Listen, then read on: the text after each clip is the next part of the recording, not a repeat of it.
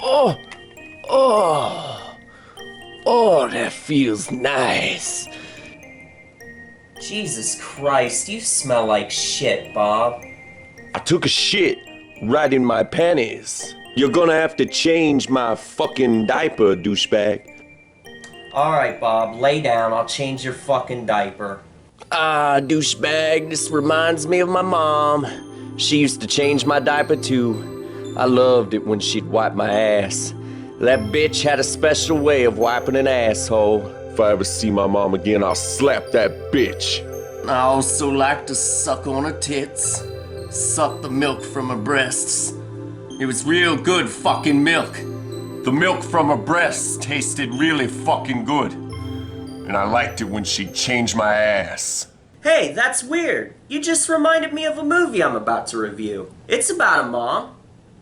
Well, I want to watch the goddamn movie too, douchebag, so let's throw this fucker on and check it out.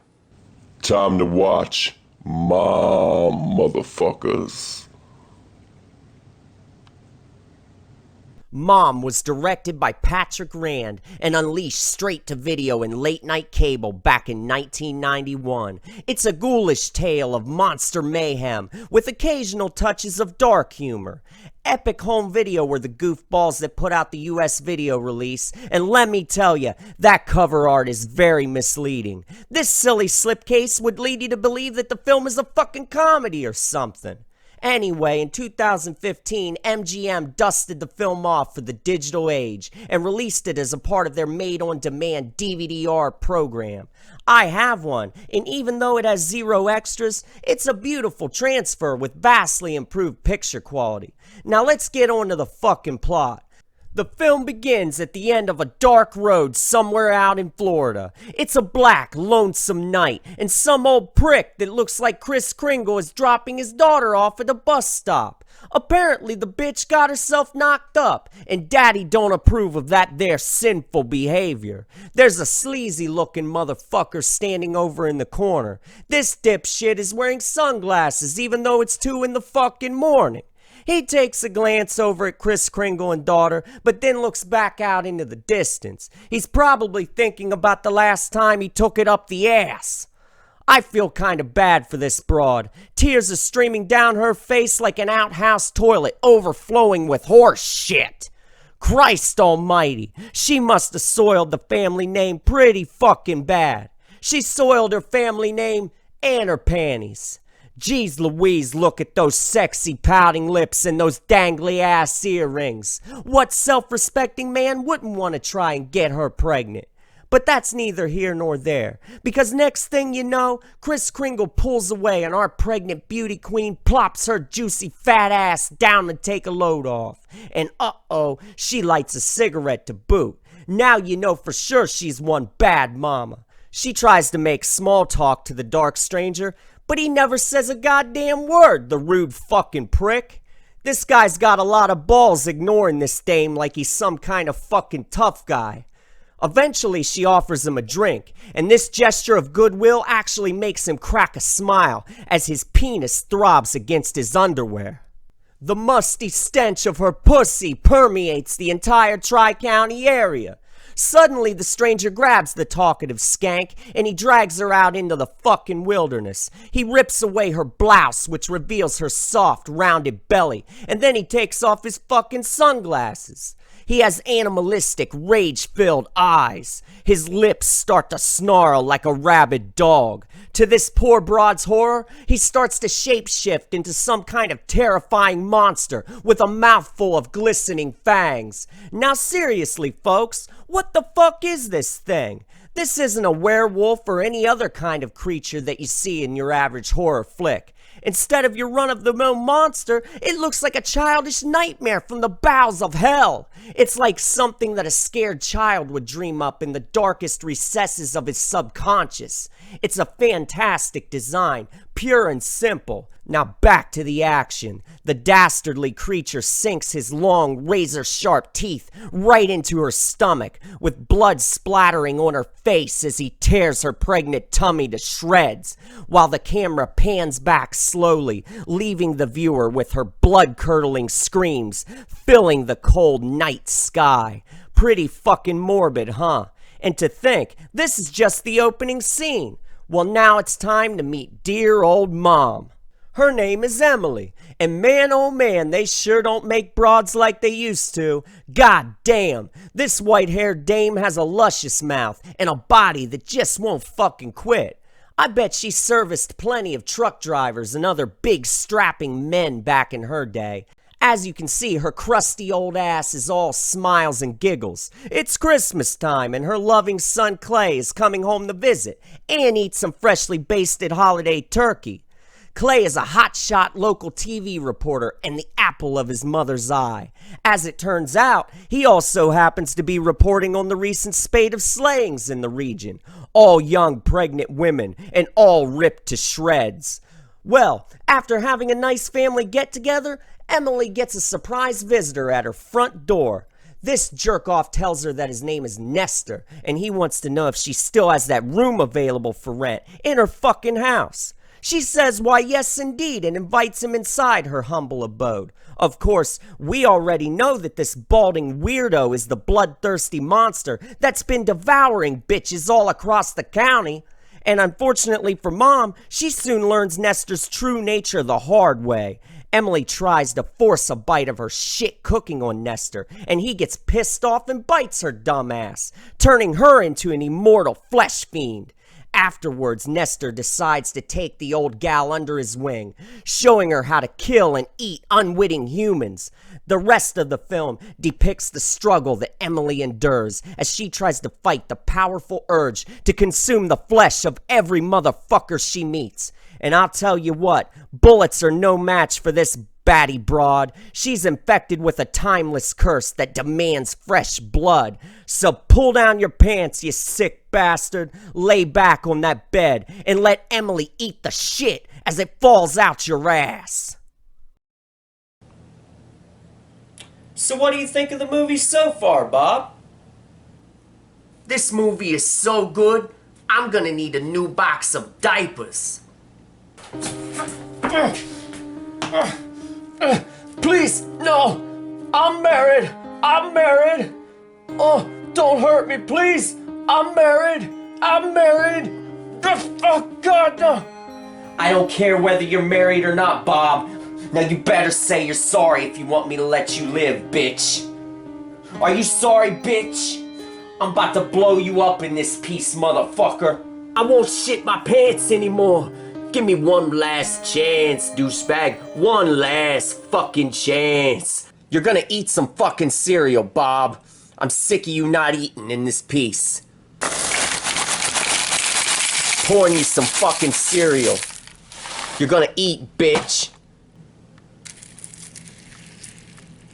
Pour that fucking milk. That looks like good fucking cereal.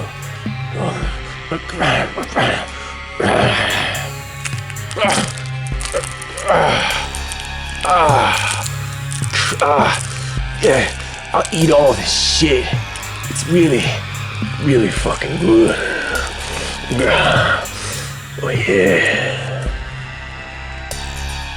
Now back to the douchebag's review of Mom.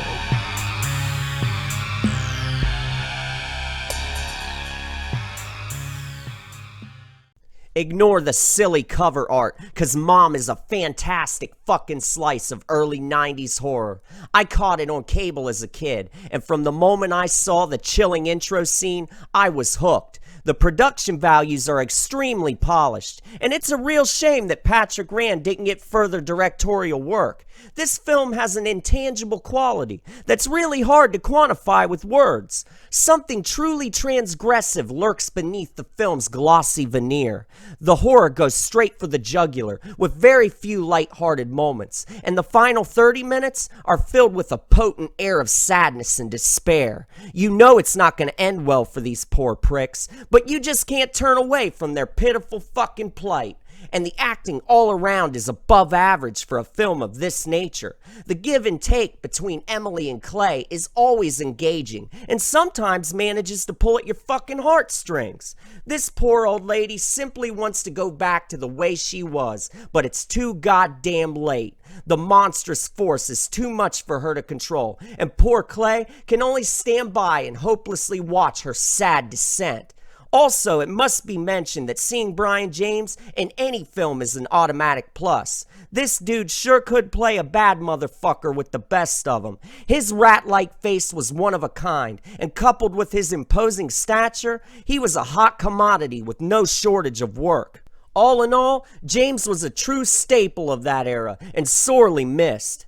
Another cool aspect is the offbeat atmosphere. The whole idea of middle-class suburbia shrouded in darkness is akin to stuff like Neighbors and The Burbs. While those two films aren't horror, they sure do have a similar air of weirdness. As far as the music score is concerned, it's professional sounding but nothing extraordinary, although the end credit piece is pretty effective and sad. On to the special makeup effects. Like I said earlier, the creature design is unique to the max. It's not a werewolf, but some kind of unnamed eternal flesh eater.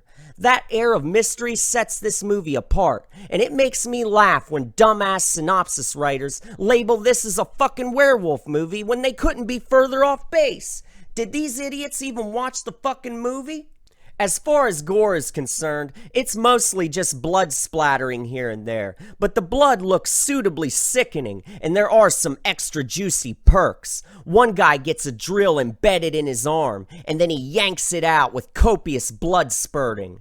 There's also a torn open stomach and a severed head in a trash bag. But what this film truly excels at is using disturbing sound effects to intensify the scenes of carnage.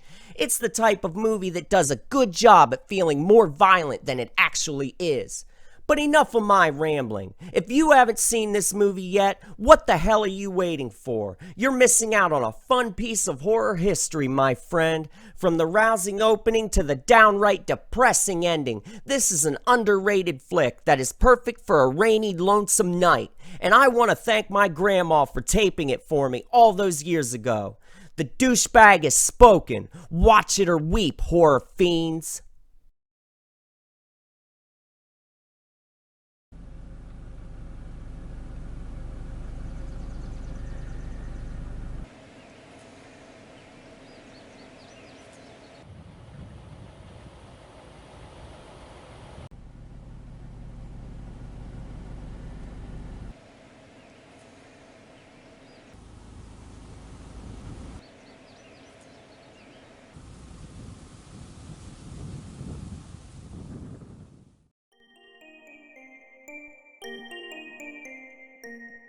You know, I really liked that movie, Mom. It was really damn good.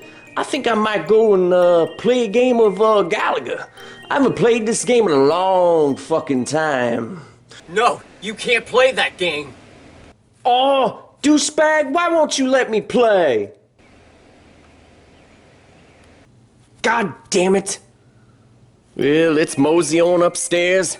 Worked up quite a thirst. I'm a little bit hungry, too.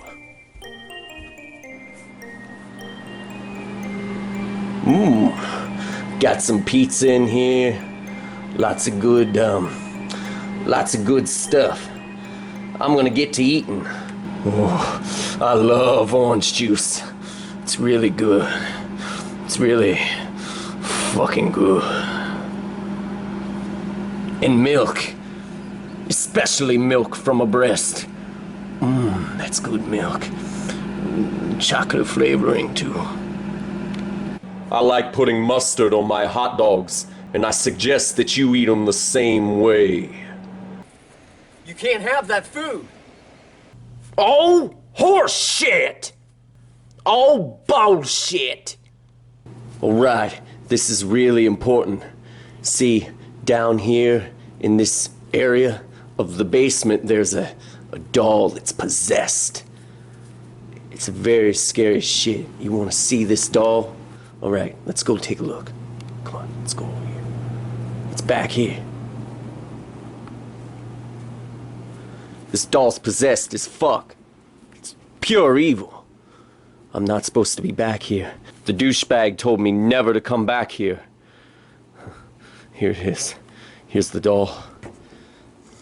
Behold. Behold the pure evil.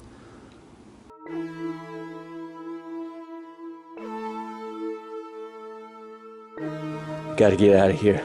This doll's freaking me out too fucking bad.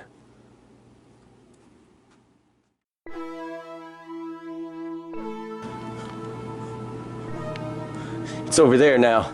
I told you that fucking thing's alive. It's moving. Alright, man. Gotta get out of here. Things are getting way too freaky in there. Dude, close this fucking door. Gotta keep that thing in there. Gotta get the fuck out of here. Oh, good gravy. Oh, bullshit. Oh, God. Oh. Holy shit!